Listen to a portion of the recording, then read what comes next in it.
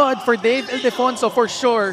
Returning here to Pangasinan, his dad, a proud Pangasinense, hailing from Urdaneta City. That's correct, and I'm sure he's very eager to perform in front of his home crowd, as well as Mark Meneses on the side. Batino tracks down the offensive rebound. He's now starting in place of Raven Gonzalez for today and gets the reverse over Ladis Lepalam. And narinig naman natin kay Mika kanina na from Taiwan, wala. Babalik ang bola sa panig ng Abra. Taiwan. At the post they go to Ryan Batino. Batino in trouble. Oh, able to manufacture a shot underneath. Despite being disadvantaged, but one thing that Cebu has to really secure in this game is their decision making. Sabi na nga natin, we highlighted it in our pre-game coverage, how dangerous. But again, 6-2 ang ating talaan. Very low-scoring game. You expect this kind of game, especially two best defensive teams going at it here. Lepalam, the hook shot is good. They're both in the top 5 defensively. Si Raven, nanonood rin ba ng mga games niya? Hindi ko nakikita. Pero hindi ko sure. Mamaya. Baka naman nakatago lang sa gilid. It's not hard to find him though. As you see here, Wilkin Lee get the basket plus a foul. 11-4 ang ating talaan. Abra, abante na ng 7 puntos. Lepalam. That pass to Manligues. Oh, able to maneuver inside the paint and score. Best defensive teams in the league. They are one of the most putrid offensive teams in the league as well. But we see there that rare basket courtesy of Lian Martel. Yeah, they're only averaging 37% from the field each game this season. That's very low. And Serrano coming in. And this is a huge reason why. Turning the ball over. Encho Serrano pivots his way inside using the glass. Isa rin yan sa mga matinding sakit. Agad. Ito nakaagaw na naman ng Abra. Munti ka na para dito kay Joshua David. Sean McCarthy drills in a fray. McCarthy is a guy that can help. Ale are two very dynamic guards. Less than 2 minutes remaining. That layup is good. Raven Gonzalez on the board for Abra. Sa lahat ng games sila, no? Very competitive. Yes. And that is the Cebuano brand of basketball that has been dutifully represented by this classic squad. Jameson Hero making that tough jumper off the glass. Serrano susugod and lays it up and in just to beat the buzzer. That is leagues from Dave. Dave naman likes the aggressiveness of Encho still despite having 2 rings. Coach Young is lucky. Ken Harry. Maraming salamat. I'll get a chance to see Serrano and Ildefonso together on the floor for the Weavers. But sabi ni Jameson Hero, kayang-kaya kong sagutin yan. Tampos on the right side, laban kay Ildefonso. 3 seconds remaining. The cut by Martel. Fadeaway jumper is good. That's nice recognition of the clock there by the Cebu Classic himself to be one of the guys to lead by example. Look at boom, boom, glide into the air, scoring with the lefty layup. 8-0 run for Cebu. Serrano again, one-hander. Oh, Enzo Serrano, so far. Maral Meca, naagawan. Marvin Taiwan, oh, smart play. Getting it to the other side for the layup. That's it. Tampos. What a shot! Over Raven Gonzalez, contorting himself in midair. Grabe. Play of the game brought to you by 1xBet, the title sponsor of the MPBL. 1xBet, your choice, your victory. Feel more game with 1xBet.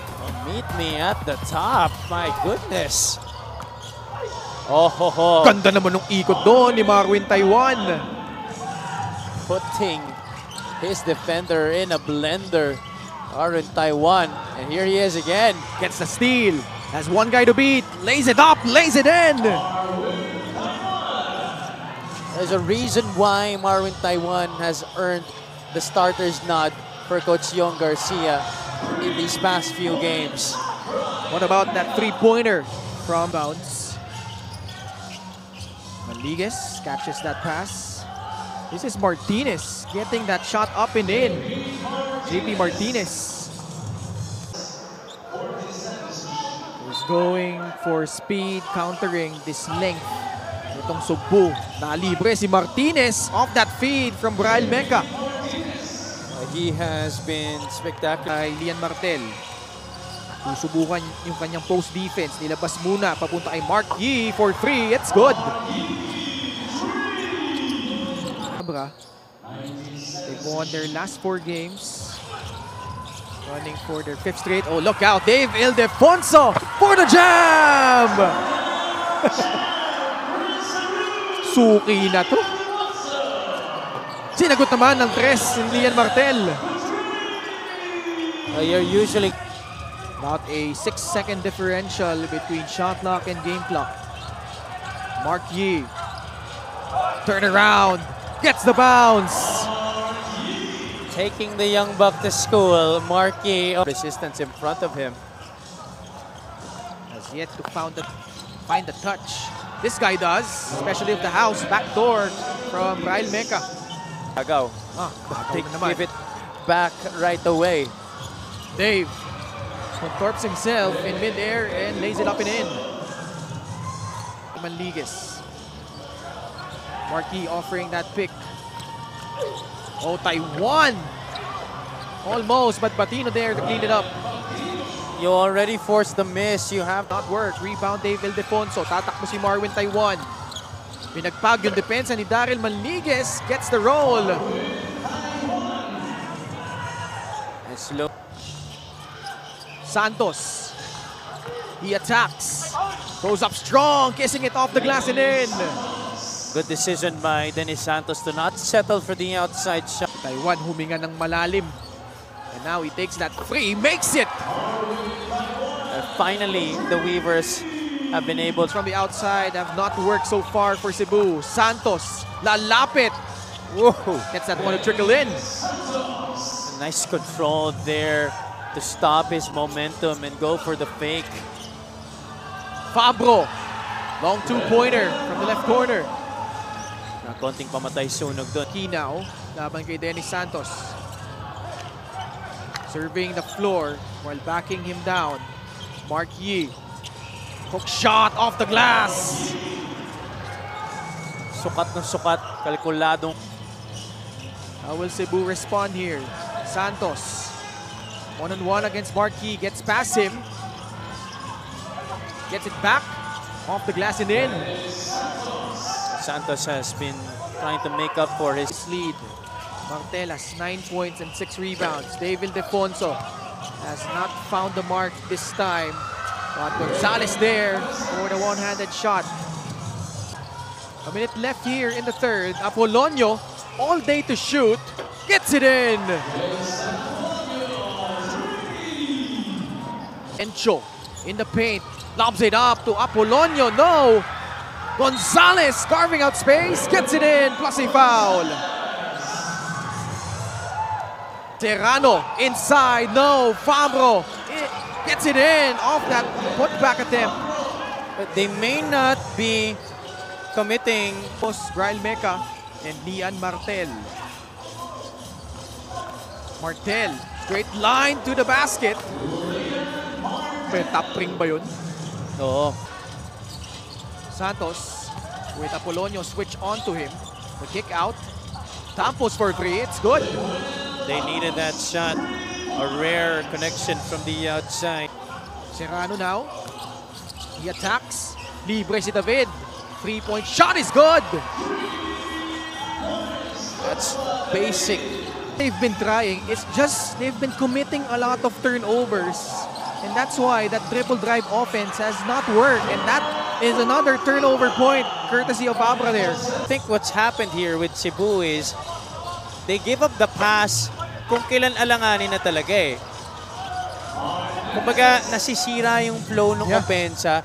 And there has to be a right balance with that. Obviously, dribble drive, everybody should be a threat. But you also should know the proper time to give up the basketball. Oh, Dave Ildefonso gets the steal. He falls down, but Oduva there. Get that shot up and in. Meneses now. Again, yung flow on their offense yung hinahanap ngayon ng Cebu. Santos. Oh, that shot counts. Plus a foul. Now, this could... Free. Hand off to Manligues. Meneses at the right corner. Drives baseline. Lays it up and in. That's better execution offensively there by... Now Dave on the run. Oh, one of the rare times he blows a dunk. Manligues able to make them pay. And he knows it. Last out against Dennis Santos. Chance now to cut this lead down to single digits. Meneses. Oh, gets it in. Miraculous shot right there. 24 field goal attempts for the Weavers. Oh, Santos earning it the hard way. Basket and one. Abra. Now it's Dave. Three-point shot, a much-needed one from Ildefonso.